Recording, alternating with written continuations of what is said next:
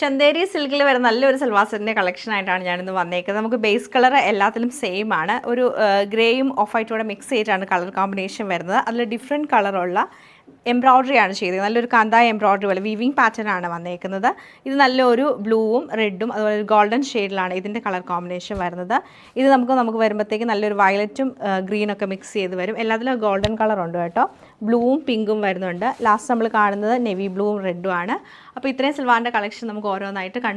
ചോപ്പിൻ്റെ pattern നമുക്ക് ഇങ്ങനെയാണ് വരുന്നത്. യോക്കിലേക്ക് വരുമ്പോൾ നല്ല രസമായിട്ടാണ് ഈ ഒരു എംബ്രോയ്ഡറി ചെയ്തേക്കുന്നത്. നല്ലൊരു ലൈറ്റ് വയലറ്റും ഗ്രീനും കൂടെ മിക്സ് ചെയ്തിട്ട് വരും. ഫുള്ളായിട്ടും എംബ്രോയ്ഡറി. അതൊരു കാന്താ സ്റ്റിച്ചാണ് ശരിക്കും വന്നേക്കുന്നത്. ദാമൻ ഏരിയയിലേക്ക് നമുക്ക് സെയിം മൾട്ടി കളറാണ് വരുന്നത്. ഒരു ഗോൾഡൻ വീവിങ് പാറ്റേൺ വരുന്നുണ്ട്. അതുപോലെ സ്ലീവിൽ നമുക്ക് ഈ ഒരു സെയിം ഡിസൈൻ കിട്ടുന്നുണ്ട്. ആ ഒരു ഗോൾഡനും ബ്ലൂവും വയലറ്റും കൂടെ വരുന്നുണ്ട്. എല്ലാത്തിലും നമുക്ക് സെയിം പാറ്റേൺ തന്നെയായിരിക്കും വന്നേക്കുന്നത്. ഇങ്ങനെയാണ് ചോപ്പിൻ്റെ ആ ഒരു ഡിസൈൻ വരുന്നത്. നല്ല രസമായിട്ട് ഈ ഒരു സൽവാർ സെറ്റ് കാണാൻ. ദുപ്പട്ട വരുമ്പോൾ നമുക്ക് ഫുള്ളായിട്ടും എംബ്രോയ്ഡറി ആണ് ചെയ്തേക്കുന്നത്. എംബ്രോയ്ഡറി വീവിങ് പാറ്റേണുമാണ് വരുന്നത്. ഇങ്ങനെയാണ് ദുപ്പട്ടയുടെ ക്ലോസർ വ്യൂ വന്നേക്കുന്നത്. സൈഡിൽ എംബ്രോയ്ഡറി മൾട്ടി കളറിൽ വരുന്നുണ്ട്.